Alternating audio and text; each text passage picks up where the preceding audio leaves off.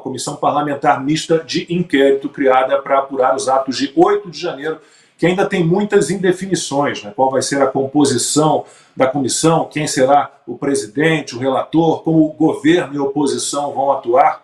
O mais cotado para presidir a CPMI, o deputado Arthur Maia, do União Brasil, já chamou os atos de 8 de janeiro de terrorismo, né? Desconhecendo completamente a lei. Mas, na última quarta-feira, o Rodrigo Pacheco, presidente do Congresso, finalmente leu o requerimento. O requerimento requer a criação de comissão parlamentar mista de inquérito com a finalidade de investigar os atos de ação e omissão ocorridos no último dia 8 de janeiro, nas sedes dos 3 poderes da República, em Brasília, nos termos do artigo 58 da Constituição Federal e 21 do Regimento Comum do Congresso Nacional.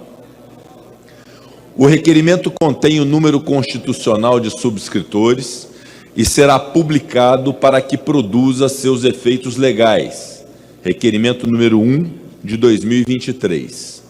A presidência solicita aos senhores e senhoras líderes que indiquem os nomes dos membros dos partidos e blocos para integrarem a referida comissão, de acordo com a proporcionalidade que será enviada, após publicação, às lideranças das casas legislativas. Costa, começo por você. O que a gente espera, sinceramente, é que a CPMI seja isenta e apure, né, com propriedade, sem viés, que a gente não quer ver os governistas o tempo inteiro querendo incriminar o ex-presidente Bolsonaro, nem a oposição querendo o tempo inteiro jogar contra. Será que é possível, Costa, imaginar uma comissão que realmente se entregue à busca da verdade? Difícil, Lacombe. O deputado Marcel Van Hatten está aqui. Eu tenho certeza que se fosse uma quantidade enorme de réplicas do deputado Marcel nessa CPMI, talvez, com certeza. Mas não é o que temos. Né? Temos um esforço muito grande da turma do Lula para comandar essa CPMI e justamente transformá-la em circo. Essa turma não quer a verdade.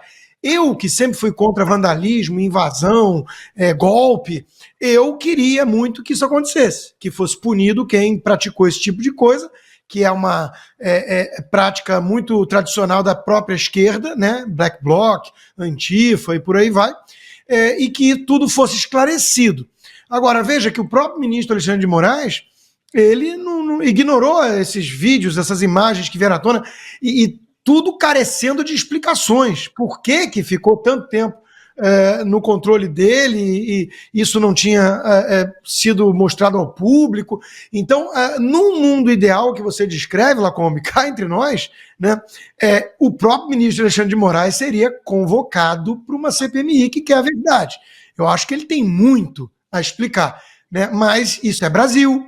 Brasil tem dono, um dos donos está muito bem representado na própria figura do ministro, né, que obviamente age ao arrepio da Constituição e fica por isso mesmo. Então eu não tenho essa esperança toda, mas eu quero ver o esforço de alguns parlamentares de se aproximar da verdade, porque eu não tenho a menor sombra de dúvidas a essa altura do campeonato, com tudo que já veio à tona, que tem coisas estranhas que aconteceram para ajudar, na melhor das hipóteses, para o lado de lá, ajudar na narrativa de que foi um ato golpista liderado por bolsonaristas. O próprio Lula já disse, eu tenho convicção que o Bolsonaro arquitetou isso. Quer dizer, olha a leviandade, olha o grau de fake news que fica por isso mesmo, sem necessidade de prova nem nada, né? E com essa narrativa avançou a censura, o totalitarismo, a prisão arbitrária. Eu tenho lugar de fala, Lacombe, eu não vou cansar de dizer isso, todo mundo já sabe, mas eu tenho lugar de fala. Eu sou perseguido dessa ditadura brasileira. Eu não tenho mais passaporte válido no Brasil, eu tenho contas bancárias congeladas, né? Eu tenho contas nas redes sociais censuradas, 1,5 milhão de seguidores sem acesso ao que eu penso e digo pelo crime de opinião, sendo que eu nunca dei opinião favorável a vandalismo e coisa e tal. Então, eu adoraria, no mundo ideal, ver Alexandre de Moraes sentado para dar explicações. Vivemos nesse país? Pouco difícil de acreditar. Deputado, então pergunta ao senhor, depois passo a palavra para a Ana.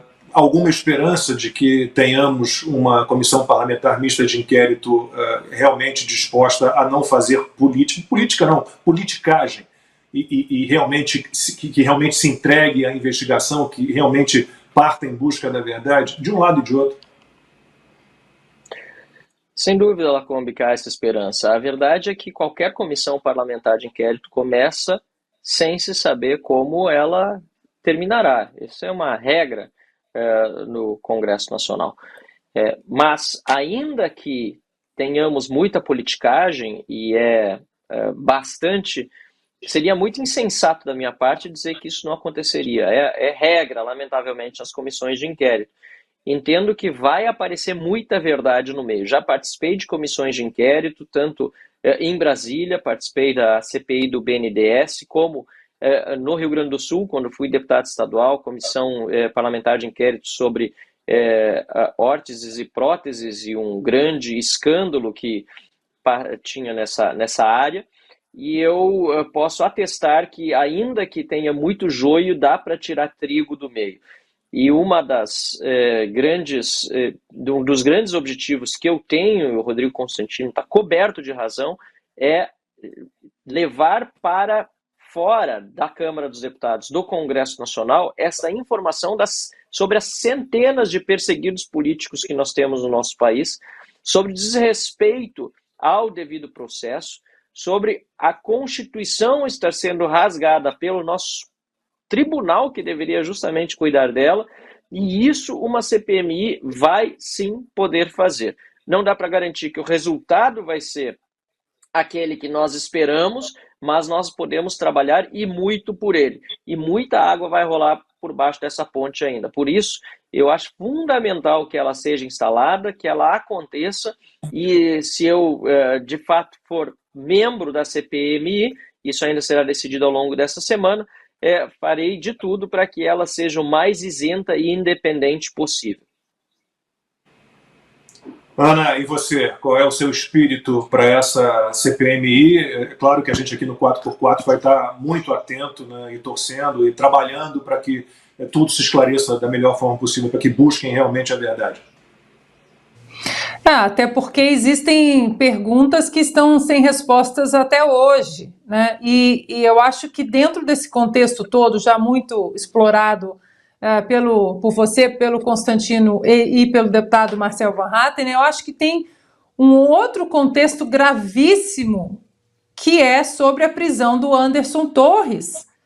Esse homem ele é um preso político hoje. Ele está na cadeia, ele se entregou, ele veio dos Estados Unidos, ele não estava aqui no 8 de janeiro, ele voltou, ele se entregou, ele entregou o passaporte, confiando na justiça brasileira, e até hoje ele está preso. O relaxamento da prisão dele foi negado 2 vezes, uma vez pelo Alexandre de Moraes, agora pelo ministro Barroso. E o curioso é que quando você lê a manutenção ali da prisão preventiva, a última do Alexandre de Moraes, é uma salada, você não entende, porque ele teria sido preso porque foi leniente com o 8 de janeiro. Mas aí quando você lê a manutenção da prisão dele, o Alexandre de Moraes menciona críticas às urnas eletrônicas, uma confusão, que ele faz outra salada ali jurídica sobre a eleição presidencial, e nós sabemos muito bem que o Anderson Torres já perdeu quase 15 quilos na prisão, está muitíssimo abalado, com depressão profunda, as 3 filhas não estão frequentando a escola, a mulher está sozinha em casa, existe um caso de uma doença grave na família que ele estava acompanhando, agora ele não pode acompanhar, e agora estão tentando bloquear o salário dele, né?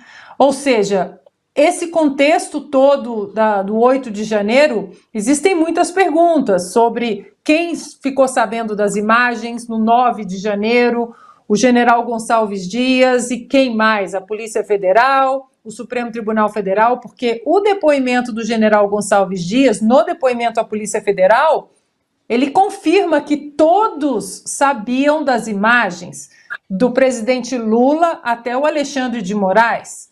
Então, existem muitas perguntas dentro do contexto geral do 8 de janeiro, mas é igualmente grave que nós temos mais um, né, preso político hoje, que é Anderson Torres, que virou um fetiche para o Alexandre de Moraes, assim como foi durante muito tempo o deputado Daniel Silveira. Mesmo que nós tenhamos discordado da entrega, do conteúdo do deputado Daniel naquele vídeo, ele hoje foi indultado pelo presidente Bolsonaro, voltou para a prisão, ou seja, o ministro Alexandre de Moraes parece que escolhe, né, os seus perseguidos políticos, e é não apenas uma aberração jurídica o que está acontecendo com o Anderson Torres, mas também uma aberração humana.